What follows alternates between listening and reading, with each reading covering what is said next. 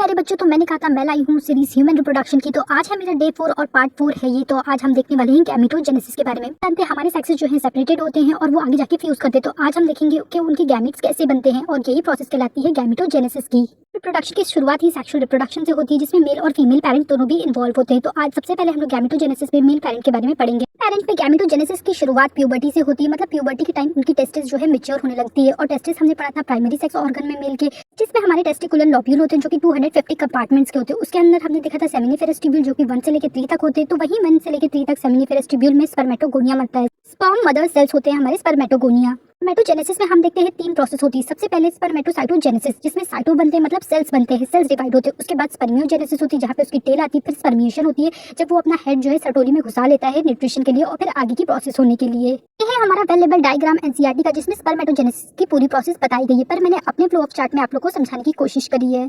Puberty हमें देखने को मिलता है कि जो स्पर्मेटोगोनिया है, यानी कि स्पर्म मदर सेल्स जो कि हमारी डिप्लॉइडी लेवल में 2n में होती है, वो आगे माइटोसिस करके 2 डिवीजन कराती है, जो कि फर्दर और डिवीजन करती है प्राइमरी स्पर्मेटोसाइट्स में, जो कि 2n होती है, क्योंकि ये भी माइटोसिस से हो रही है और माइटोसिस से हमारी इक्वल डिवीजन होती है। और हाँ, मैं बस एक ही सेल को डिवाइड कर रही हूँ कि दूसरी साइड भी ऐसे ही डिवाइड होंगे। फिर प्राइमरी स्पर्मेटोसाइट्स मियोसिस फर्स्ट करके सेकेंडरी स्पर्मेटोसाइट्स बनाते हैं, वो एन होते हैं, क्योंकि मियोसिस फर्स्ट हमारी रिडक्शनल डिवीजन होती है। फिर आगे जाके फिर से ये मियोसिस 2 करते हैं। यहाँ तक की प्रोसेस को ही हम लोग स्पर्मेटोसाइटोजेनेसिस कहते हैं।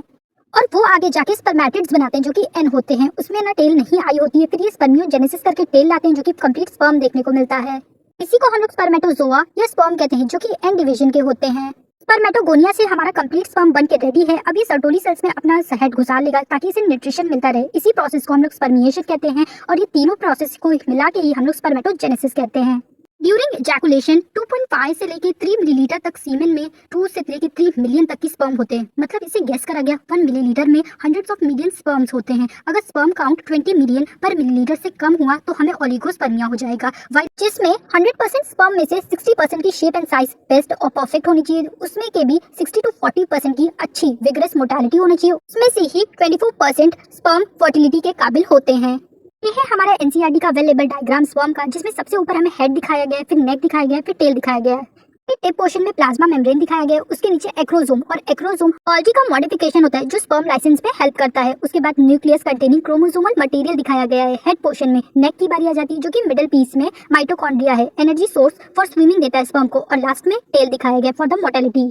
इसके बाद हमारा टॉपिक है hormonal control of male reproductive system. ये किसकी वजह से कंट्रोल में रहता है? तो सबसे पहले ऊपर से हमारे हाइपोथैलेमस स्टिमुलेट करते हैं गोनाडोट्रोपिन रिलीजिंग हार्मोन को, जो पिट्यूटरी से रिलीज करवाते हैं कुछ ऐसे हार्मोन जैसे कि एफएसएच और एलएच, फॉलिकल स्टिमुलेटिंग हार्मोन और ल्यूटिनाइजिंग स्टिमुलेटिंग हार्मोन, जो कि आगे जाके एफएसएच सर्टोली सेल्स को स्टिमुलेट करते हैं और उनसे ऐसे फैक्टर्स रिलीज करवाते हैं जो कि स्पर्मेटोजेनेसिस करवाते हैं। वहीं दूसरी तरफ ल्यूटिनाइजिंग हार्मोन लिडिक सेल को स्टिमुलेट करके उससे रिलीज कराते हैं टेस्टोस्टेरोन, जो स्पर्मेटोजेनेसिस होने में हेल्पफुल होते हैं। ये टेस्टोस्टेरोन हमारे बड़े वाले साहब हैं, मतलब ये 2 जगह नेगेटिव फीडबैक देते हैं। पहले तो ये एलएच को देते हैं, फिर ऊपर ये हाइपोथैलेमस को देते हैं। वाइल ये एफएसएच सर्टोली सेल्स से ही, ये वो सेल्स हैं हमारे सर्टोली सेल्स ही ना इनहिबिट देते हैं हमारे ऊपर एफएसएच को कि भैया बस कर दे अब स्पर्मेटोजेनेसिस करवाना। तो ये हमारा बहुत easily hormonal control of male reproductive system है।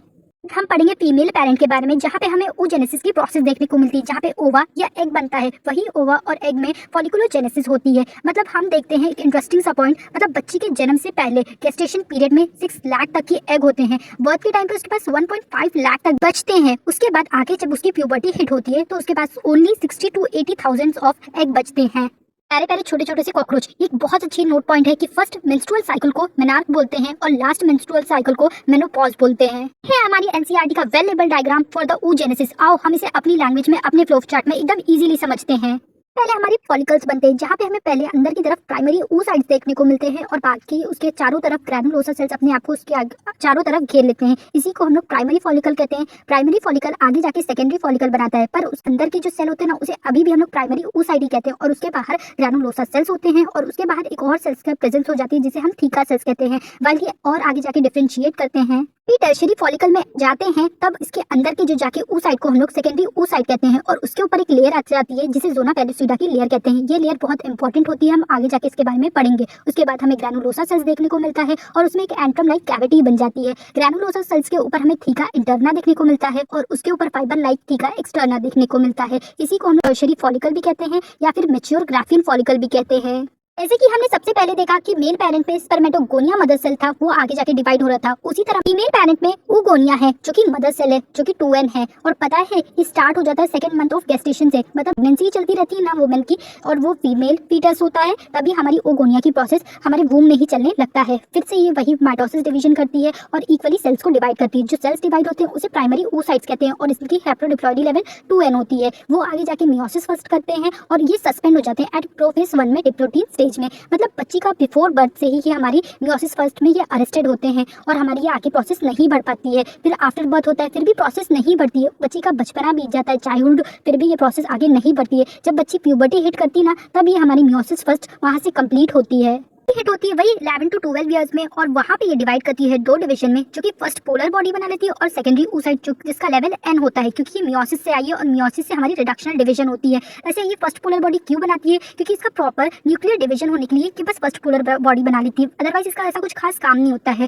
फिर ये सेकेंडरी oocyte आगे जाके मियोसिस 2 करती है और सस्पेंड हो जाती है एट मेटाफेज 2 में। फिर से ये रुक जाती है, नॉन डिवाइड होती है, ये ऐसी ही सस्पेंडेड रहती है। फिर जब स्पर्म आता है ना और स्पर्म आके इससे फर्टाइल करता है, फिर ये डिवीजन अपना कंप्लीट करती है सेकेंड पोलर बॉडी में और ओवा या एग फिर कहलाती है।